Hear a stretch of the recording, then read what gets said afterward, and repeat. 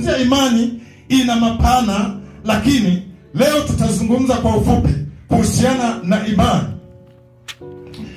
Hii ni imani ambayo tunaona watu walio na imani waliweza kupita sehemu ngumu, sehemu ambazo kwa macho ya kawaida haiwezekani, lakini ndipo watu waliweza kupenya hapo.